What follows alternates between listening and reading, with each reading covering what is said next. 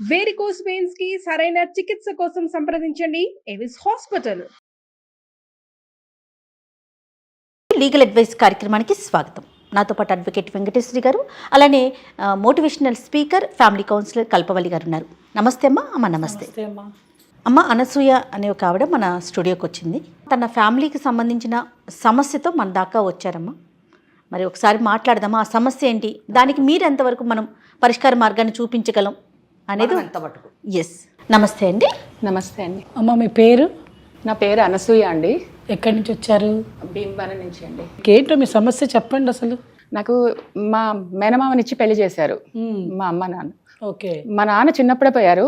మా అమ్మ మా అమ్మమ్మ వాళ్ళ దగ్గరే ఉంటున్నాను ప్రస్తుతానికైతే. నాకు 2 పిల్లలు ఉన్నారండి, 2 ఆడపిల్లలు. మేడం నాకు మా ఆయన అంటే చాలా ఇష్టం అండి, చాలా ఇష్టం. కానీ తనకి ఎన్నిసార్లు చెప్పినా రావట్లేదండి ఇంటికి. పిల్లల వయసు ఎంత? పిల్లల వయసు పెళ్ళిడికి వచ్చిన పిల్లలు మేడం. అమ్మ మీ వయసు ఎంత ఉంటుంది? నా వయసు 40 అండి. ఓకే, అంటే చిన్నతనంలోనే పెళ్ళయింది కాబట్టి బయట నుంచి సంబంధాలు అంటే మళ్ళీ ఆ డబ్బులు ఇవ్వాలి అంటే కొంచెం తను చిన్నప్పటి నుంచి తెలుసు కదా అని చెప్పి మా అమ్మమ్మ మా అమ్మ ఇద్దరు బలవంతం చేస్తే చేసుకున్నాను నేను. అప్పుడైతే మీరేం చదువుకున్నారండి అసలు? ఇంటర్ సెకండ్ ఇయర్ అండి అంతే. మీ వారేం చేస్తుంటారు? చేపల చెరువు ఉంది మాకు, చేపల చెరువులో చేస్తారు. అంటే అక్కడ పని చూసుకుంటూ ఉంటారు. ఓకే. పెళ్ళైన స్టార్టింగ్ అంతా బాగానే ఉందండి, మంచిగానే వచ్చేవాడు. అంటే మేము బాగానే ఉన్నాం చక్కగా. నేను కూడా స్టార్టింగ్ పెళ్లి టైంలో అంటే నాకు ఇష్టం లేదు, కానీ తను అంటే నాకు అప్పుడు అర్థం కాలేదు. అదే చిన్నతనం కాబట్టి మిమ్మల్ని బాగానే చూసుకునేవారు. అప్పుడు బాగానే చూసుకున్నాడండి. మధ్యలో సగంలో వచ్చేసరికి అసలు ఏంటో నా లైఫ్ అసలు ఎట్లా పూర్తిగా చేంజ్ అయిపోయినట్టు అయిపోతుంది నాకు. పిల్లలు అంటే చిన్నప్పుడు ఉండేటప్పుడు బాగానే ఉన్నాం మేడం. మధ్యలోంచి అసలు తను ఇంటికి రావడం మానేశాడు. చేపల చెరువు దగ్గర పని ఉంది అని అంటూ ఉంటే నేను నిజమే అంటే నాకు అప్పుడు ఏం తెలియదు. అంటే నాకు ఇప్పుడు అసలు అంత ఇప్పుడు నేను ఆలోచిస్తుంటే నాకు అంత అనిపిస్తుంది, నాకు అంత గుర్తొస్తుంది నాకు. నేను ఇప్పటికి ఒక 100 సార్లు బతిలాడుకుని ఉంటాడండి తన్ని. ఇంటికి రా, ఇంట్లో పిల్లలు ఉన్నారు, ఆడపిల్లలు ఉన్నారు, ఇప్పుడు రా ఇంటికి రా. నేను ఎంత బతిమలాడుతున్నా అసలు తను ఇంటికే రావట్లేదు మేడం. నేను ఈ మధ్య నాకు తెలిసింది ఏంటంటే తనకి ఇంకెవరో అమ్మాయి చాలా ఇష్టం అట. అంటే యాక్చువల్గా నా మ్యారేజ్ కాక ముందు దగ్గర నుంచి ఆ అమ్మాయి అంటే ఇష్టం అట. ఎందుకు రావట్లేదు అడుగుతుంటే, ఎందుకు అమ్మ ఉంది కదా నీకేం నేనే కావాలా అంటాడు. అనసూయ మీది ఏంటి, ఉమ్మడి కుటుంబమా? ఉమ్మడి కుటుంబమే మేడం. మేము అత్తగారు, మీరు, అమ్మమ్మ గారు అందరూ ఉంటారా కలిసి? అత్తగారు అని ఏం లేదండి, మా అమ్మమ్మే కదా. అదే అందుకే అడిగా, అమ్మమ్మ గారు అత్తగారు అడిగింది కారణం అదే. మొన్నటి వరకు మా అమ్మమ్మకి కానీ మా అమ్మకి కానీ అసలు ఈయన ఎంత మంచివాడు అంటే అంత మంచివాడు అన్నట్టుగానే అనిపించింది మేడం. చక్కగా మంచివాడు కాబట్టి నీకు పెళ్లి చేశారు, 2 పిల్లల్ని కన్నావు, సంపాదన ఉన్నది, అన్నీ ఉన్నాయి. మధ్యలో ఏదో ఒక పారు అటు పక్కకు పోవాలనిపించింది. పారు పక్కకు కాదండి, ఒక అమ్మాయిని ఇష్టపడ్డాడు. అదే ఒక అమ్మాయిని ఇష్టపడ్డాడు, ఆ అమ్మాయి దగ్గర ఉండిపోయాడు మేడం. ఇప్పుడు ఎంతకాలం నుంచి ఉన్నాడు అతను అమ్మాయి దగ్గర? ఒక 10 ఏళ్ల నుంచి ఉన్నాడు మేడం. పూర్తిగా అతను అక్కడే ఉండిపోయాడా, వచ్చిపోతూ ఉన్నాడా? మేడం నేను పిలిచినప్పుడల్లా వస్తాడండి. నువ్వు ఆ అమ్మాయి నేను పెళ్లి చేసుకోలేదండి. కానీ ఇంట్లో రోజు సరుకులకి కానీ పిల్లల చదువులకి, ఫీజులకి, నిత్య జీవితానికి డబ్బులు అక్కర్లేదా? నేను బ్లౌజెస్ కుడతా మేడం, డిజైన్ బ్లౌజులు కుడతా. నేను బాగా కుడతానండి డిజైన్ బ్లౌజులు కుట్టడం. అయితే అదేనా? ఇప్పుడైతే అదే మేడం. నేనైతే బయటకు వెళ్ళలేదు. పిల్లల్ని ఇప్పటి వరకు ఆ పిల్లలకి చదువు అయ్యే వరకు నేను చూసుకోగలిగాను. కానీ ఇప్పుడు పెళ్ళిడు వచ్చిన టైంకి నేను ఇప్పుడు మీ దగ్గరికి రావడానికి ఏంటంటే ఒకటే మేడం, నాకు ఫస్ట్ అయితే ఆయన కావాలండి, ప్లీజ్ అండి, కావాలి మేడం. సో 10 ఏళ్ల నుంచి మరి రాని అతన్ని మీ బంధువులు కానివ్వండి, లేదా మీ కుల పెద్దలు కానివ్వండి, ఇంకెవరైనా కానీ ఎందుకు రావట్లేదు, ఆ అమ్మాయిని బెదిరించడం కానీ, లేదా ఎందుకు రావట్లేదని నేను ప్రశ్నించడం కానీ జరిగిందా? ఈరోజు 10 ఏళ్ళ నుంచి రాని మీరు ఇక్కడికి ఎందుకు వచ్చారు? మేడం నేను మీకు ఒక విషయం అండి, మీరు నన్ను ఎంత తిట్టినా అంటే మీరు నన్ను అసహించుకున్నా పర్వాలేదు, తిట్టే క్వశ్చన్ లేదు. చట్టం కానివ్వండి, లేదా సమాజం కానివ్వండి, భార్య స్థానంలో ఉన్న మహిళకు తప్పకుండా గౌరవాన్ని ఇస్తాం. తన దగ్గర 10 సంవత్సరాల నుంచి ఉండి కూడా ఇంకా ఇష్టపడుతున్నావా అంటే ఆ ఇష్టాన్ని అయితే నేను పోగొట్టుకోలేను కదండి. తను ఇప్పుడు ఎందుకు నువ్వు వచ్చావు, అప్పటి వరకు ఎందుకు రావట్లేదు? ఆయన నన్ను పూర్తిగా వదలలేదు మేడం. వస్తున్నాడు, నా దగ్గరికి వస్తున్నాడు. నేను ఇష్టపడే స్థానం ఇవ్వట్లేదు. ఆయన రావాలనుకున్నప్పుడు వచ్చి వెళ్ళిపోతున్నాడు. ఇష్టం లేదంటున్నాడు మేడం. అదేమంటే ఇష్టం లేదంటాడు. నేనంటే ఇష్టం లేదు, నాకు ఆ అమ్మాయి అంటేనే ఇష్టం. నేను ఎంత ప్రేమ చూపించినా అది తనకి వేస్ట్ అండి. నేను పిచ్చిదాన్ని అంతే. తనకి ఎంత- పిల్లల మీద కూడా లేదండి? పిల్లల మీద ఏమీ లేదండి. పిల్లలు అంటే ఇప్పుడు నేను జాలి పడాల్సిందేనండి. ఇప్పుడు ఆ అమ్మాయి ఉంది కదా, దానికి చేపల చెరువు ఉంది కదండి, అది కూడా రాసిచ్చేసాడు. మొన్ననే ఇల్లు కొన్నాడంట, అది కూడా రాసిచ్చాడు. ఓకే. పెళ్లి అయితే చేసుకోలేదండి. నేను ఇప్పటికి కూడా అడుగుతున్నాను, పెళ్లి చేసుకోలేదు కదా, రాసిస్తే రాసిచ్చా, నీ డబ్బులు కూడా అక్కర్లేదు, నువ్వు ఇంటికి రా నాతో పాటు ఉండి నా పిల్లల్ని చేసుకో చాలని చెప్తున్నా, అంతే. అది కూడా రావట్లేదు మేడం. అలా వస్తే చాలండి, నాకేమొద్దు. పిల్లలు పెళ్లి టైంకి పిల్లలకి పెళ్లి చేసే తండ్రి స్థానంలో నిల్చోమంటున్నారు. అంతే మేడం. నేను అలా కాదు అనసూయ, ఉట్టిగా మీ ఆయన వస్తే చాలా, ఇప్పుడు డబ్బు ఏమొద్దా? అసలు మీరు రానియండి, ముందు చూద్దాం. ఇన్ని రోజులు వాళ్ళ అమ్మగారు వాళ్ళ అమ్మమ్మ నీడలో తను బతికింది. పిల్లలు పెళ్లి వయసుకు వచ్చాక రేపు పొద్దుట పిల్లలు తండ్రి ఏడి అంటే ఏం చెప్పుకుంటది? ఇద్దరు పిల్లలకి పెళ్లి చేయాలి కదా, ముందు ఆయనంటూ వస్తే చాలనేది తన వర్షన్, అంతేనండి? అంతే మేడం. ముందు అయితే ఇప్పుడు అమ్మ వాళ్ళు ఇద్దరు మిమ్మల్ని ఒక ప్రశ్న అడిగారు. సాధారణంగా కుటుంబంలో ఏదైనా గొడవ అయితే పెద్దలతో, ఇంట్లో ఉన్న పెద్దలతో, కుటుంబ సభ్యులతో మాట్లాడుకుంటాం, తర్వాత పంచాయతీ దాకా వెళ్తాం, తర్వాత కుల పెద్దలు, ఆ తర్వాత కోర్టు, పోలీస్ స్టేషన్ వెళ్తాం. వీటిల్లో మీరు ఏ స్టెప్ చేశారు? మీరు ఏమీ చేయకుండా సైలెంట్గా ఉండిపోయారా? సైలెంట్గా ఉండిపోవడం అంటే ఒకటి మేడం, నాకు తనకి ఎవరైనా ఏమన్నా అన్నా, లేకపోతే తనతో ఏదైనా ప్రాబ్లం అయినా మళ్ళీ బయట ఏమైనా ఇబ్బంది అవుతుందేమో అని భయం. అందరికీ తెలిసిపోతుందని భయం అండి. పెళ్ళి అయిన తర్వాత నాకు నువ్వంటే ఇష్టం లేదు, మీ అమ్మ బలవంతంతోనే చేసుకున్నాను నేను. నాకైతే ఆ అమ్మాయి అంటేనే ఇష్టము. మా అమ్మ బలవంతం చేసుకున్నాను, నేను అక్క బలవంతనే చేసుకుంటున్నాను, నేను నాకైతే ఇష్టం లేదు అని మా మీరు ఇష్టం లేదు. మరి పిల్లల్ని ఎలా పెంచి పోషించాలి? దానికి సంబంధించి ఏమన్నా డబ్బులు ఇచ్చేవాడా మీకు? నెల సరే ఇదిగో ఇంట్లో ఖర్చులకి ఇది వాడు, పిల్లల ఫీజులకి, లేకపోతే పిల్లల బట్టలు, అట్లా ఏమైనా చూసుకునేవాడా? ఆయనదే కుక్క బతుకండి, ఆయనదే కుక్క బతుకు. అది డబ్బులు తీసుకొని, చేపల చెరువు తీసుకొని ఆయననే అస్సలు చూడదు. నేను చెప్తున్నాను, అస్సలు చూడదు. ఇంకా ఆయన మీద జాలేసి నేనే ఇంటికి పిలుస్తున్నాను. ఇంటికి నాకు ఎట్లా ఉందంటే మేడం, నాకు ఆయన మీద జాలి ఉంది, నా దగ్గర రావాలని ఉంది, నా పిల్లల్ని చూడాలని ఉంది. కనీసం ఇప్పటికి వచ్చిన తర్వాత ఆయన నాతో కలిస్తే కదా మేడం ఆమె గురించి ఏదైనా నేను చేసేది. ఆమె దగ్గర డబ్బులు తీసుకోవడం కానీ అసలు వే ఆఫ్ థింకింగ్ తనకి లేదండి. సరేనండి, మరి ఇప్పుడు అతను వస్తాడు, పెళ్లి చేయాలంటే ఎట్లా? నాకు అదే అర్థం కావట్లేదు. మీరే ఆ అమ్మాయి దగ్గర నుంచి ఇప్పియాలండి, నేను అందుకే అడుగుతున్నాను. ఇప్పుడు ఆ అమ్మాయి దగ్గర నుంచి డబ్బులు ఇప్పించాలి, ఆమె భర్తను కూడా ఇప్పించాలి. కానీ ఆ భర్త పెళ్లి చేసుకోలేదంటున్నారు కాబట్టి అసలు అక్కడ పెళ్లి అనే మాట లేదమ్మా. నా పాయింట్ ఏంటంటే, సరే తనతో మాట్లాడో ఏదన్నా చేసి తీసుకొస్తాం, మరి ఆస్తి అయితే రాకపోవచ్చేమో, మరి అలాంటప్పుడు ఎట్లా పరిస్థితి? అయినా పర్వాలేదా మీకు? మేడం నేను ఆస్తి వరకు అసలు నేను ఆలోచించలేదండి. ఆయన ముందు వస్తే నేను ఎట్లా అట్లా మీరు ఇప్పించండి, మీరు ఇప్పియండి మేడం, ఆమె దగ్గర ఆస్తి మీరు ఇప్పియండి. ఇక్కడ ఇంకొక విషయం ఏంటంటే, వాళ్ళ అమ్మ ఉన్నారు, మరి వాళ్ళతో ఎంతవరకు మాట్లాడిచ్చారో ఏంటో. మేనమామనే పెళ్లి చేసుకుంది, తన భర్త తనకు కావాలంటుంది కనుక ఇక్కడ ఏంటంటే మనం చేయాల్సింది ఫస్ట్ మనం అతనితో కూడా మాట్లాడాలి. ఇక్కడ ఒకటండి మనం అర్థం చేసుకోవాల్సింది ఏంటంటే, మనము అనసూయ మాట్లాడుతున్నప్పుడు మనం చూస్తుంటే ఆమె చాలా ఎమోషనల్ ట్రామాకి గురయ్యి ఉంది. అందుకే ఈరోజు మన ముందు నిలబడి ఆమె ఏమి కావాలి అని అడగడం కూడా చెప్పలేనటువంటి పరిస్థితిలో ఉంది. పదే ఆమె ఏమంటుంది, నా భర్తను నాకు ఇస్తే చాలు, నా భర్తను నాకు ఇస్తే చాలు. ఇక్కడ ఎవరండి యాక్చువల్గా హూ ఇస్ ద కల్ప్రిట్స్? నిజంగా ఈమె చెప్పింది కరెక్ట్ అయితే ఈ కేసులోని కల్ప్రిట్స్ పెద్దవాళ్ళు, వాళ్ళ అమ్మ, వాళ్ళ అమ్మమ్మ, ఈమె తరఫు వాళ్ళు, ఆమె తరఫు వాళ్ళు. ఆదినారాయణ గారి మనసు తెలుసుకోకుండా మేనగోడల్నిచ్చి పెళ్లి చేయటము, అదేదో ముందే తెలుసుకొని ఆయనకి ఏమంటే ఇష్టం లేదు, ఎవరో ఒక లేడీ అంటే ఇష్టం ఉంది అని ఆయన ఆమెకి ఇచ్చి చేస్తుంటే బాగుండేది. అప్పుడు దీనివల్ల ఎంతమంది విక్టిమ్స్ అయ్యారండి?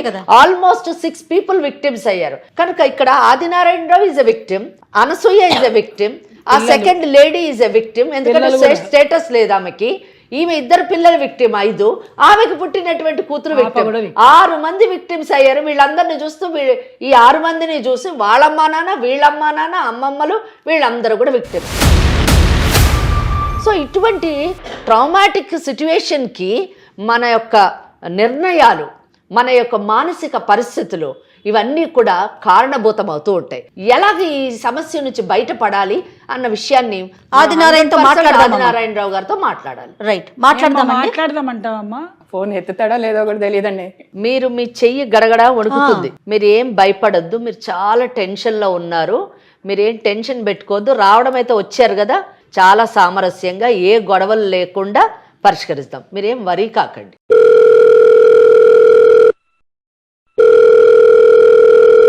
హలో నేనే. అవును, ఎందుకు ఎక్కడికి వెళ్ళావు నువ్వు? ఎక్కడి నుంచి వస్తున్నావు ఫోను? సుమన్ టీవీలో. సుమన్ అంటే ఇవంటే ఎక్కడ పడితే అక్కడ పంచాయతీలు పెట్టి వచ్చేస్తాను నువ్వు ఊపుకుంటూనే.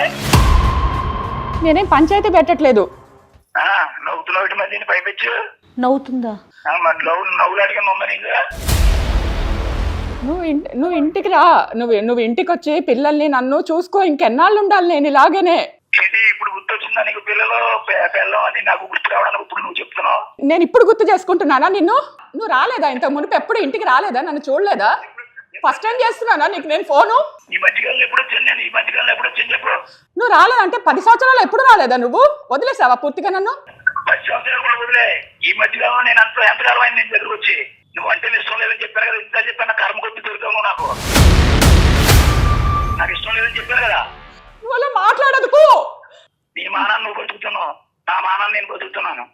ఏడి నువ్వు అనుకుంటున్నావు, మధ్యలో ఈ పంచాయతీ ఏంటి అన్నాను. నువ్వు అనుకుంటున్నావు అంతే. నీ మానాన్ని నువ్వు బతుకుతున్నావని నువ్వు ఒక్కడవే అనుకుంటున్నావు. నాకు ఇష్టం లేదన్నప్పుడు నీది ఎలా బతుకుతాను నేను?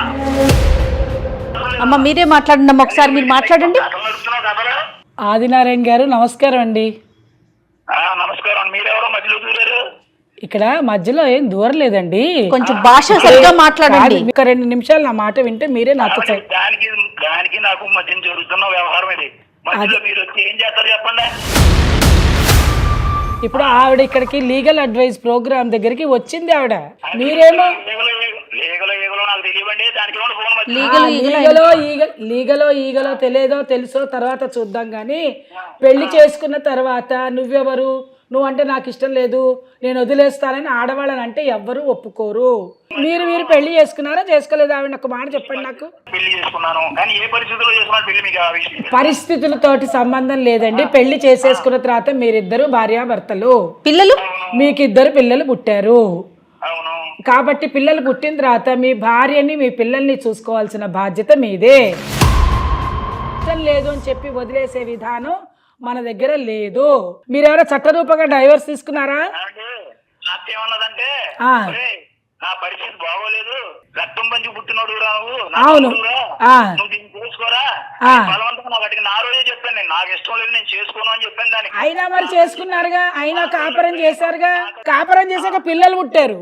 మరి పిల్లలు పుట్టినప్పుడు ఇవన్నీ జరిగినప్పుడు మీరు బాధ్యత వహించాల్సిన అవసరం ఉన్నది. పెళ్లి చేసుకున్న పుడతారు, పెళ్లి చేసుకోకపోయినా పుడతారు. పిల్లలు కూడా మధ్యలో లాక్కండి గొడవలేండి నాకు.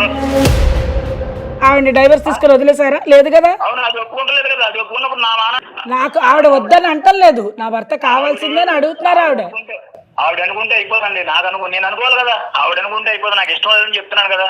ఆయన అసలు మాటలు వినే ధోరణే లేదు. మీకు వినని బుద్ధి కావట్లేదేమో. చట్టం ఏం చెప్తుందో ఒక్కసారి వినండి. చట్టం చెప్తే అప్పుడు మీకు అర్థం అవుతుంది. ఆదినారాయణరావు గారు, హలో, ఎవరైనా మాట్లాడేది? నేను లాయర్ వెంకటేశ్వర్ని మాట్లాడుతున్నాను. ఓకే లాయర్ గారు చెప్పండి మేడం.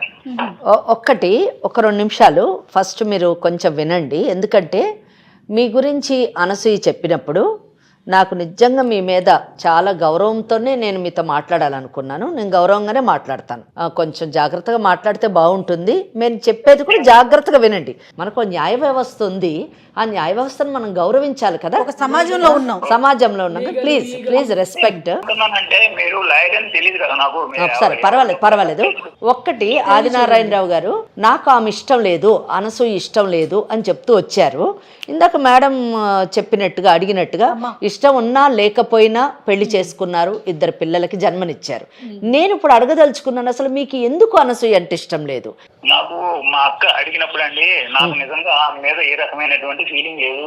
ఓకే, నేను చేసుకోనని చెప్పి అన్నాను. ఓకే, అంటే ఆమె మీద ఫీలింగ్ లేదా, లేకపోతే మీకు ఇంకా వేరే ఏమన్నా ఇంట్రెస్ట్ ఉండిందా? వేరే అంటే నాకు ఈమె కన్నా ముందు నాకు ఇంకొక ఆమెతో నాకు సంబంధం ఉందండి. ఓ, అది సంబంధం అవుతుంది. కాకపోతే మా అత్తేమో పెళ్లి చేసుకోరా, ఇంకా బయట వాళ్ళని పెళ్లి చేయాలంటే నా దగ్గర కట్నాలు బానుకులు ఇచ్చే స్తోమత లేదు. ఆ పరిస్థితి నీకు తెలుసు. అంచేత నువ్వు తమ్ముడు కాబట్టి, నువ్వు నాకు పుట్టినోడు కాబట్టి నువ్వు తెచ్చుకుంటే మంచిగా ఉంటుంది. బయట ఎవరు పెట్టడం దేనికి? పైగా అంటే లోకు కాకులు ఆడపిల్ల ఇంట్లో పెట్టుకుని బాధపడితే లోకులేమో కాకులాగా మాటలు ఉంటారు. ఇది భరించాక నా అమ్మాయి నేను కూడా ఏనుయో చూసుకునే పరిస్థితి నీ చేతులు పెట్టుకుని అర్థిస్తున్నాను రా, ఏ పరిస్థితులైనా సరే నువ్వే చేసుకోవాలి ఆయన అని చెప్పి గతిమాలితే ఆ వయసులో ఆ ఆలోచన నాకు సరే ఎంత అయినా కూడా రక్త సంబంధం అక్క ఎంత పడుతున్నారు కదా, కొద్దిగా తీసుకున్నా పడి ఉంటదిలే అని అన్ని నేను చూసుకున్నా. తర్వాత నా ఇష్టారాజ్యంగా నేను ఎలా తిరిగినా సాగుతుందిలే అన్న పరిస్థితిలో ఉన్నాను. కానీ ఎందుకంటే వాళ్ళు బతిమల్లి నాకు ఇస్తున్నారు కాబట్టి నేనేమో ఇష్టపడి నేనేమో ప్రేమించి నేను ఆవిడ మీద ఏదో గిఫ్ట్లు ఇచ్చి అయ్యి ఇచ్చి ఓకే, మీరు ఇష్టపడ్డటువంటి మహిళ ఎవరైతే పెళ్లి కాకముందు ఎవరినో ఇష్టపడ్డారు కదా, ఆవిడ ఎక్కడ ఉన్నారు? ఆమె కూడా అది ఈ ఊళ్ళోనే ఉందండి. ఆమె మీకు కంటిన్యూ అవుతున్నారా? ఆమె పరిచయం కంటిన్యూ? ఇప్పుడు ఈమెతో సంసారం చేస్తూనే మధ్య మధ్యలో ఈమె కంటే ముందు నుంచి ఆమెతో నాకు అఫైర్ ఉంది కాబట్టి అంటే ఫిజికల్ రిలేషన్షిప్ ఉంది. వెళ్తున్నాను ఇంటికి వెళ్ళడం అది చేస్తున్నాను. ఈ మధ్యన అంటే ఇంకా నాకు విరక్తి పుట్టింది. ఇంకా ఎందుకు అంత అవసరం నాకు లేదు. ఈవిడ ఎక్స్పీరియన్స్ చేసుకుంటాను. కానీ పెళ్లి చేసుకున్నట్టే బంధం కింద నేను ఆవిడతో ఉండిపోయిన ఈ మధ్యకాలంలో ఇంకా ఈవిడతో నేను చాలా కాలం నుంచి ఇంకా. ఓకే, ఆమెకు పిల్లలు ఉన్నారా? ఆమెకు ఒక పాప అండి. మీరు చెప్పింది అంటే మనసు తెలుసుకోకుండా మీ పెద్దలు ఒక సెంటిమెంటల్గా మీకు మీ మేనగోడలనిచ్చి పెళ్లి చేయడం మటుకు తప్పని నేను ఏకీభవిస్తున్నాను మీతో. కానీ ఆ తర్వాత సెకండ్ స్టేజ్లోని పెళ్ళి అయిన తర్వాత మీరు పెళ్లి చేసుకున్న తర్వాత మంచి అయినా చెడైనా పడి ఉంటుంది అని అనుకోవడం, అంటే మీకెలా మనసు ఉంటుందో మీకెలా ఇష్టాలు ఉంటాయో మీరు పెళ్లి చేసుకున్నటువంటి మహిళకు కూడా అలాగే మనసు ఉంటుంది, ఇష్టాలు ఉంటాయి అని మీరు గుర్తించకపోవడం నిజంగా చాలా దురదృష్టకరము. దీంతో నేను ఏకీభవించలేకపోతున్నాను. First point. సెకండ్ పాయింట్, మీరు అసలు నిజం చెప్పంటే మొదటే వద్దని చెప్పి ఖచ్చితంగా ఆమెను చేసుకోకుండా మీకు ఇష్టమైన అమ్మాయిని మీరు ధైర్యంగా చేసుకోవాల్సింది. మీ అక్కని సాటిస్ఫై చేయడానికి మీ అక్కకు పుట్టిన మీ రక్త సంబంధాన్ని పాడు చేయడమే కాకుండా, జీవితం పాడు చేయడమే కాకుండా, మళ్ళీ ఇద్దరు ఆడపిల్లలకు మీరు జన్మనిచ్చి వాళ్ళని కూడా మీరు నెగ్లెక్ట్ చేయడము, ఇది ఏకీభవించలేనటువంటి సెకండ్ పాయింట్ అండి. థర్డ్ పాయింట్, ఆ ఇద్దరు ఆడపిల్లలకి పెళ్ళిళ్ళు చేయకుండా మీ మేనగోడల్ని, ఇద్దరు ఆడపిల్లల్ని, ఇటు మీ అమ్మని, మీ అమ్మమ్మని అందరినీ వదిలేసి మీరు ఇంకొక లేడీతో ఎవరినైతే మీరు ఇష్టపడుతున్నారో ఆ లేడీతోను ఉంటూ అక్కడ ఒక ఆడపిల్లని కానీ మీరు ఎవరికి న్యాయం చేశారు చెప్పండి? ఇక్కడ ఒక్కటి చెప్తున్నాను ఆదినారాయణరావు గారు, మాకు ఇంకొక విషయం కూడా తెలిసింది. మీకున్నటువంటి ఆస్తులన్నీ కూడా మీరు ప్రేమించినటువంటి మహిళకు రాశారు అని తెలిసింది. అది ఎంత మటుకు సమంజసం? ఓకే, ఇంకో మాట అన్నారు మీరు, మంచి మాట. ఏమని? వీళ్ళని అన్యాయం చేశారు, అక్కకి ఏం న్యాయం చేయరు, తల్లిగా అక్కకి ఏం న్యాయం చేశారు, దాని బిడ్డకి ఏం న్యాయం చేశారు, తాళి కట్టుకుని పడి ఉంటది ఒక ఆడదని అన్నారు, దానికి మనసు ఉంటది అన్నారు, అంతా బానే ఉంది. అయితే అంతకంటే ముందు మా అక్క ఏమన్నది, నువ్వు తోడబుట్టినోడు రక్త సంబంధికుడివి, నువ్వు చేసుకోకపోతే నా ఆర్థిక పరిస్థితి కూడా బాగలేదు, ఈ లోకులు కాకులు జీవితాన్ని ఉద్ధరించాడు అన్నారు. అప్పుడు మీరు ఏం చేయాలి? మీరు నిలబడి వేరే వాళ్ళకి ఇచ్చి పెళ్లి చేయాలి మీ మేనగోడలు. అలాగనకుండా ఏమన్నది, మీ సుఖం మీరు చూసుకున్నానని అన్నారు ఇందాక, మరి ఆమె సుఖం ఎవరు చూస్తారండి? దానికి ఎవరు లేకుండా ఉండరుగా. ఇప్పుడు అది వయసులో ఉన్నప్పుడే నేను వచ్చేసా. అలా కాదు ఆదినారాయణ గారు ఏంటో చెప్తారు, ఒకసారి వినండి. ఇప్పుడు వరకు కూడా ఎవరు సాగారో దానికే తెలియాలి. ఇప్పుడు ఈ పెళ్లిళ్ళు ఈ గోళ వచ్చేటప్పుడు నేను గుర్తొచ్చిన దానికి పెళ్లిళ్ళు అనేటప్పుడు. ఓహో, మీరు ఇంకొక పాయింట్ లోకి వచ్చారా? అది వినండి, అంటే నోరు కదమ్మా. పట్టించుకుంటలేదా? పిల్లలు పోయించడం వరకు అవసరం తీసుకున్నాడు వాడు. ఏంటి మాట్లాడుతున్నాడండి పిచ్చోడా? అది ఆని ప్రశ్నించాలి, మధ్యలో నన్ను ప్రశ్నించి ఏం మాట్లాడుతున్నాడు మేడం? పట్టించుకోకుండా. ఆదినారాయణరావు గారని చక్కగా మీకు నేను మొదటి నుంచి చాలా మర్యాదపూర్వకంగా మాట్లాడాను, కానీ మీరు నా మర్యాదను అసలు నిలబెట్టుకోలేదు. ఇప్పుడు మీరు ఏమంటున్నారు? ఇంకా కొత్త విషయాన్ని ఒకటి రేపి పెట్టారు. ఒక ఆడపిల్ల విషయంలో చాలా చెడ్డగా మాట్లాడుతున్నారు. మీకు ఏది వస్తే అది, నోటికి ఎంత వస్తే అంత మాట్లాడుతున్నారు. ఏమనుకుంటున్నారు? ఆవిడకేదో అఫైర్ ఉంది, మీరు చూసొచ్చారు ఆవిడ అఫైర్ని. మీరు చూడక, మీరు ఇంట్లో లేక ఆవిడేదో జాకెట్లు కుట్టుకొని ఆవిడేదో బతుకు తెరువా దేవుడా అని బతుకుతూ ఉంటే, ఇంట్లో అమ్మమ్మ ఉంది, అమ్మ ఉన్నది, ఇంతమంది ఉన్నారు, అందరు చక్కగా చూసుకుంటున్నారు ఆవిడ్ని. మీరు ఇవన్నీ మర్చిపోయి ఇలా మాట్లాడడం ఎంతవరకు సబబు? అసలు ఉద్ధరించాను, ఏదో పడి ఉంటుందిలే, ఇంట్లో పడి ఉంటుందని పెళ్లి చేసుకున్నాను, అట్లా ఎప్పుడూ మాట్లాడకూడదు. ఆడవాళ్ళని చులకన చేసి మాట్లాడరాదు. నీకు ఇష్టం లేకపోతే ఇష్టం లేదమ్మా, నేను పెళ్లి చేసుకోలేదు, లేదు నువ్వు ఇంకొకరితో ఉండాలనుకుంటే ఈవిడికి డైవర్స్ ఇచ్చేదాకా ఆవిడ దగ్గరికి వెళ్ళకూడదు. ఇప్పుడు ఆవిడ జీవితం కూడా పాడు చేసావు కదా. నీ ఇష్టం వచ్చినట్టు మాట్లాడుతున్నావు, నీ ఇష్టం వచ్చినట్టు బిహేవ్ చేస్తున్నావు, ఎలా పడితే అలా మాట్లాడుతున్నావు. ఇప్పుడు ఈవిడ బతుకు ఏం కావాలి? ఎప్పుడో నీ పెళ్లి జరిగిందని మేడంతో చెప్తున్నావు. ఆనాడు నీ పెళ్లి గురించి నేను అడగట్లేదు, ఆనాడు పెళ్ళి అయిపోయింది, ఆ కాలం మర్చిపో.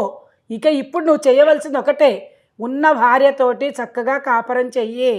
అంతేగాని నీ ఇష్టం వచ్చినట్టు ఎవరు పడితే వాళ్ళు నచ్చారు నాకు వీళ్ళతో ఉంటారు అనడానికి చట్టాలు ఒప్పుకోవు. పిల్లలు పుట్టిన తర్వాత నువ్వు నీ బాధ్యత ఉంది. పిల్లల్ని ఎట్లా పడితే అట్లా రోడ్డు మీద వదలకూడదు. వాళ్ళు సమాజంలోకి వెళ్ళి తండ్రి ఎవరని ఏం చెప్పుకుంటారు? అసలు అవతల అమ్మాయిని కూడా నువ్వు జస్టిఫికేషన్ ఇవ్వలేదు, ఆ అమ్మాయిని పెళ్లి చేసుకోలేదు. ఆ అమ్మాయి పెళ్లి చేసుకోకుండా ఎలా పిల్లని కన్నావు? అది తప్పే, ఇది తప్పే. ఇలాంటి తప్పులు చేసుకుంటూ మరీ తప్పులు చేసుకుంటూ పోవడం కాదు. ఇప్పుడు ఉన్నటువంటి అనసూయకి నువ్వు ఏదో ఒక రకంగా జస్టిఫికేషన్ చేయాలి. ఆవిడొకటే అడుగుతుంది, నా దగ్గరికి రమ్మనండి అని. మీ ఇద్దరు పోట్లాడుకో, భార్యాభర్తల తర్వాత పోట్లాడుకోకుండా ఉండరు. ఇద్దరు కలిసిమెలిసి ఉండాలి. ఆ అమ్మాయికి కూడా చట్ట ప్రకారంగా న్యాయం జరగలేదు. ఇద్దరు తెలుస్తుంది. ఇద్దరు ఆడపిల్లలు కలిసి నీకు కనుక చీకొట్టి వాళ్ళ ఆడపిల్లలు కూడా పుట్టిన పిల్లలు కూడా వచ్చి నేను చెప్తే అప్పుడు నీకు చట్టం ఏంటో తెలుస్తుంది, నీకు సమాజం అంటే ఏంటో తెలుస్తుంది, బాధ్యత అంటే ఏంటో తెలుస్తుంది. మీరు ఇప్పుడు ఉంటున్నటువంటి మహిళ పేరేంటండి? సరస్వతి అండి. ఒక్కటి మీ మాటలు విన్న తర్వాత నాకు అర్థమైందంటే మీరు కంప్లీట్గా స్వార్థపరులండి. మీ సుఖం గురించి టోటల్గా 5 మంది ఆడవాళ్ళ జీవితాలు పాడు చేశారు. సో ఇక్కడ ఈ స్టేట్మెంట్కి నాకు జస్టిఫికేషన్ ఉంది. ఎందుకంటే 10 సంవత్సరాల నుంచి ఆ అమ్మాయిని పెళ్లి చేసుకున్నారా మీరు అని అడిగాను నేను. అడిగినప్పుడు మీరు ఏమంటారంటే ఈ అమ్మాయికి విడాకులు ఇచ్చిన తర్వాత ఆ అమ్మాయిని పెళ్లి చేసుకుంటామండి అని అన్నారు. మరి 10 ఏళ్ళ నుంచి ఏం చేశారండి? ఎందుకు మరి మీరు అనసూయ దగ్గర నుంచి విడాకులు తీసుకోలేదు? అంటే దీన్ని బట్టి ఏంటంటే వినండి దీన్ని బట్టి ఏంటంటే మీరు అనసూయని పెళ్లి చేసుకున్నారు, ఉపయోగించుకున్నారు. ఇప్పుడు ఆ సరస్వతిని 10 ఏళ్ళ నుంచి ఆమెను ఉపయోగించుకుంటున్నారు. మీరు పెళ్లి చేసుకోవాలి, మీ బాధ్యత నిర్వర్తించాలి అనే ఆలోచన ఉన్నటువంటి వ్యక్తి కాదు. మీకు సమాజం మీద కానివ్వండి, వేరే ఏ వ్యవస్థ మీద కానివ్వండి గౌరవం లేదు. కానీ చట్టాన్ని మాత్రం మీరు యాక్సెప్ట్ చెయ్యాలి. చెయ్యకపోతే మాత్రం మిమ్మల్ని యాక్సెప్ట్ చేసేటట్టు చట్టం చేస్తుంది. ఇక్కడ నేను కైండ్లీ పీస్ఫుల్గా వినండి, నేను చెప్తాను. అంటే మీ యొక్క సమస్యకి ఎటువంటి సొల్యూషన్ ఉంటుంది, ఆ సొల్యూషన్ని కానీ మీరు పాటించకపోతే ఏ విధంగా మీరందరూ అంటే మీరు కానివ్వండి, మీరు ఉంటున్నటువంటి ఆ మహిళ సరస్వతి కానివ్వండి, వాళ్ళ అమ్మాయి కానివ్వండి, ఏ విధంగా చట్టం అనే చట్రంలోని ఇరుక్కుంటారు, అలాగే సమాజంలోని మీరు ఎటువంటి సమస్యల్ని ఎదుర్కోబోతున్నారు అన్నది నేను చెప్తానండి. భార్య బ్రతికుండగా భార్యకు విడాకులు ఇవ్వకుండా ఇంకొక వివాహం చేసుకోవడానికి వీలు లేదు. ఒకవేళ కానీ ఇంకొక వివాహం చేసుకుంటే మన పాత చట్టం section 494 of Indian penal code, అదే కొత్త చట్టం సెక్షన్ 82(1) భారతీయ న్యాయ సంహిత 2023 ప్రకారము 7 సంవత్సరాల పాటు జైలు శిక్షకు లోనవుతారు. ఇది ఫస్ట్ పాయింట్. సెకండ్ పాయింట్, ఇక్కడ మీరు ఎవరైతే ఒక మహిళతో ఉంటున్నాను అని అన్నారు కదా, సరస్వతి అని, ఆ మహిళని నేను పెళ్లి చేసుకోలేదు అని అంటున్నారు, కేవలం ఉంటున్నాను అని చెప్తున్నారు.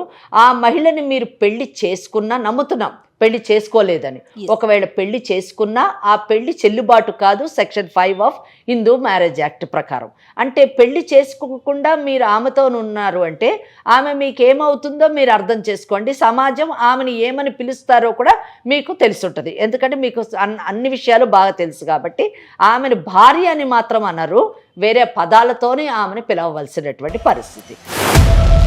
చట్టం మాత్రం చాలా క్లియర్గా మిస్ట్రెస్ అనేటటువంటి పదాన్ని ఉపయోగించింది. ఈమె కంటే మీ భార్య కంటే ముందు ప్రేమించి పెళ్లి చేసుకోవాలనుకున్న మహిళకి మీరు ఇచ్చినటువంటి స్థానము ఒక మిస్ట్రెస్ అనే ప్రియురాలనే స్థానాన్ని ఇచ్చారు, కానీ భార్య అనేటటువంటి స్థానాన్ని ఇవ్వలేదు. అంటే పెళ్లి చేసుకున్న భార్యకి బాధ్యత తీసుకొని ఆమెకి గౌరవ స్థానాన్ని ఇవ్వలేదు. ప్రేమించినటువంటి అమ్మాయికి పెళ్లి చేసుకొని భార్య స్థానం ఇవ్వలేక ఆమెని గౌరవించకుండా అగౌరవపరిచారు. ఇంత కాకుండా మూడవది, పెళ్లి చేసుకున్నటువంటి భార్య ద్వారా 2 పిల్లల్ని కన్నారు, పెళ్లి చేసుకోనటువంటి మహిళ ద్వారా ప్రియురాలితోనూ ఒక కూతుర్ని కన్నారు. ఈ 3 ఆడపిల్లలు సమాజంలోని వాళ్ళని ఎన్ని మాటలు అంటారు, ఎటువంటి చూపులు చూస్తారు, ఏ విధంగా ఎక్స్ప్లాయిట్ చేయాలని అనుకుంటారు అన్నది మగవాడిగా మీకు తెలిసినంతగా వేరే ఎవ్వరికి కూడా తెలియదు. ఇది థర్డ్ పాయింట్. ఇంకొకటి నాలుగోది అన్నిటికంటే క్రూషియల్ పాయింట్ ఏంటంటే భర్తగా మీరు నిర్వర్తించవలసినటువంటి బాధ్యతలు మీ భార్య పట్ల నిర్వర్తించలేదు, మీ బిడ్డల పట్ల కూడా మీరు నిర్వర్తించలేదు. వాళ్ళకి కనీసం పెళ్ళిళ్ళు కూడా చేయలేదు. వాళ్ళకి రావాల్సినటువంటి ఆస్తిలో వాటాలు కూడా వాళ్ళకి ఇవ్వకుండా మీ ఆస్తినంతా కూడా మీరు ప్రేమించినటువంటి సరస్వతికి ఇవ్వడం అన్నది చట్ట విరుద్ధమైనటువంటి పరిస్థితి. అదే చెప్తున్నాను, వినండి. మీరు ముందు వినండి. పెద్దవారైంది అసలు మాట వినకపోతే మీ ఆస్తిలోని ఎవరికైనా భాగం వస్తుందంటే మొదట మీ భార్యకు వస్తుంది, తర్వాత మీకు పుట్టినటువంటి బిడ్డలిద్దరికీ వస్తుంది, అలాగే మీరు ఆ సరస్వతి ద్వారా కన్నటువంటి బిడ్డకు వస్తుంది. కానీ సరస్వతికి మాత్రం మీరు రాసిస్తే అది చెల్లుబాటు కాదు. ఒకవేళ మీరు రాసి రిజిస్ట్రేషన్ చేసినా వీళ్ళు క్యాన్సిలేషన్ కేసుకుంటే క్యాన్సిల్ అయిపోతుంది. అంతేకాకుండా మీరు ఎవరికి ఇవ్వడానికి వీల్లేదని, ఎవరికి అమ్మడానికి వీల్లేదని ఇంజంక్షన్ సూట్ కూడా వీళ్ళు వేసుకునేటటువంటి అవకాశం ఉంది.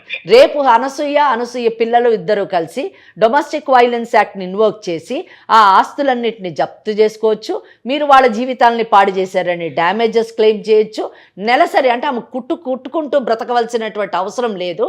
ఆమె నెలసరి మెయింటెనెన్స్ మీ దగ్గర నుంచి అడిగేటటువంటి అవకాశం ఉంది. కనుక ఆమె ఇప్పటికైనా తెలుసుకొని, మీకు నేను ఒకటే అర్థం చేసుకున్నానండి, మీకు కూడా నిజం చెప్పాలంటే అక్కడ ఏం గౌరవం లేదు, అక్కడ ఉండాలని ఏం లేదు, మీకేం సదుపాయాలు అవ్వట్లేదు.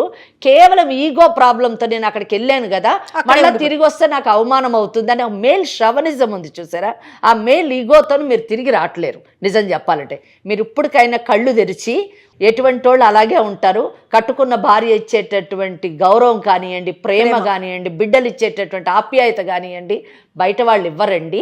ఏదో అయిపోయింది, అన్ఫార్చునేట్, ప్రేమించారు, ఆమెను పెళ్లి చేసుకొని ఉంటే అది వేరేగా ఉండేది, కానీ ఆమెను పెళ్లి చేసుకోలేదు, ఆ మేనగోళ్ళని పెళ్లి చేసుకున్నారు, ఇద్దరు పిల్లలు ఉన్నారు. సో వాళ్ళతో me rest of the life ప్రశాంతంగా గడపడము కరెక్టా? That is the first option. లేదా కోర్టులలో కేసులు వేసుకొని కోర్టుల చుట్టూ తిరుగుతూ జైలుకు వెళ్ళి ఉన్న ఆస్తులని పోగొట్టుకొని, జీవితాన్ని పోగొట్టుకొని, శాంతిని పోగొట్టుకొని అశాంతి జీవితం జైల్లో గడపడం కరెక్టా అన్నది నిర్ణయం మీ మీదే వదులుతున్నాము. చెప్పినంత బాగానే ఉంది మేడం. ఓకే. కానీ ఇప్పుడున్న మొదటి భార్య కూడా నిజంగా ప్రేమతో కాదు కదా, నాకేదో ఆస్తి ఉంది కాబట్టి అది ఆస్తి లేకుండా చిల్లుగా కూడా లేకుండా ఉన్నానుకోండి పరిస్థితి ఆవిడ చేస్తారు కదా. మీరు ఒకసారి వచ్చి చూడండి, ఆమె గౌరవిస్తుందో లేదో చూద్దాం. చెప్పండి నాకు. ఆమె మిమ్మల్ని, మీరు కట్టు బట్టలతో వచ్చేసినా ఆమె మిమ్మల్ని గౌరవంగా చూస్తుంది, చూసేటట్టుగా కౌన్సిలింగ్ చేస్తాము. ఒకవేళ కానీ చూడకపోతే ఆమెకి ఎలాగ బుద్ధి చెప్పాలో అలా బుద్ధి చెప్తా. అప్పుడు మీ తరఫున నేను నిలబడి విడాకులు కేసేసి విడాకులు ఇప్పిస్తాను. మీరు హస్బెండ్ కంటే కూడా ఇప్పుడు ఒక తండ్రిగా ఇద్దరు పిల్లలు పెళ్లిళ్ళు చేయాల్సినటువంటి బాధ్యత మీ మీద ఉంది. ఆ విషయాన్ని విస్మరించొద్దు. ఇప్పుడు ఒక్కసారి అనసూయతో మీరు మాట్లాడండి. హలో హలో హలో అనసూయ, అయితే నా దగ్గర అయితే ఇప్పుడు ఏదో ఆవిడకి ఉన్నదానికి రాజేసాను నేను. నా దగ్గర అయితే ఒక చీలు కావలేదు, మరి అది పరిస్థితి ఉన్న పరిస్థితి చెప్పాను. నాకు కూడా ఇక్కడ అలాగే ఉంది, నాకు ఆరోగ్యం బాగలేదు, సరిగా లేదు. అవన్నీ తర్వాత మాట్లాడుతున్నా, గొంతు పోయింది, ఇక్కడ గొంతు పోయిన గొంతునే మాట్లాడుతున్నా. అది పరిస్థితి. నాకేం వద్దు, నువ్వు వస్తే చాలు, నువ్వు వస్తే చాలు. నేను ఇక్కడికి వచ్చింది కూడా నువ్వు రా చాలు. నేను ఇంక ఉండలేను, నువ్వు వస్తే చాలా సంతోషంగా ఉంటుంది నాకు, అంతే చాలు. అలాగే కానీ వచ్చి మాట్లాడతాను, సరే కానీ అలాగే మన ఇద్దరిని సామరస్యంగా గడిపినటువంటి ఆ మేడమ్స్ కూడా మనం కలుపుతాం మరి. సరే మరి తప్పకుండా మాట్లాడతానులే. సరే చూద్దామమ్మా. మరి అంత అగ్రెసివ్ గా మాట్లాడిన ఒకేసారి లీగల్ పాయింట్స్ వినేసరికి మరి డౌన్ ఫాల్ అయినట్టుగా అనిపిస్తా ఉంది. మరి అది ఎంతవరకు నిజమో ఏంటో. ఎవరైనా అంతే అమ్మా, చట్టం తెలియక వాళ్ళందరి బిహేవియర్ అట్లా ఉంది కాబట్టి. సుమన్ టీవీ వాళ్ళు చేస్తున్నటువంటి ఈ ప్రోగ్రాం మాత్రము చాలా మందికి ఉపయోగం. ఎందుకంటే చట్టం తెలియకుండా ఎంతో మంది తప్పటడుగులు వేస్తున్నారు. కనీసం తప్పటడుగులు వేయకుండా ఉండడానికి, వేసిన వాళ్ళు వెనక్కి రావడానికి ఇది చాలా ఉపయోగపడుతుంది. కాబట్టి ఇప్పుడు అనసూయ లాంటి వాళ్ళకి చక్కగా జస్టిఫికేషన్ జరుగుతుంది. వచ్చి కూర్చుంటే సెటిల్మెంట్ చేయొచ్చు. అవతల ఆ అమ్మాయిని కూడా వదిలేయడం తప్పు కదమ్మా. అంతేగా, ఆ అమ్మాయిని కూడా పిలిచి ఆ అమ్మాయిని కూడా కౌన్సిలింగ్ చేసి వీళ్ళందరికీ ఏం కావాలి ఏమిటి అనే విషయంలో మనం మాట్లాడాలి. తప్పకుండా అనసూయ గారు. రైట్ అండి. నమస్తే. నమస్తేనమ్మా. నమస్తే.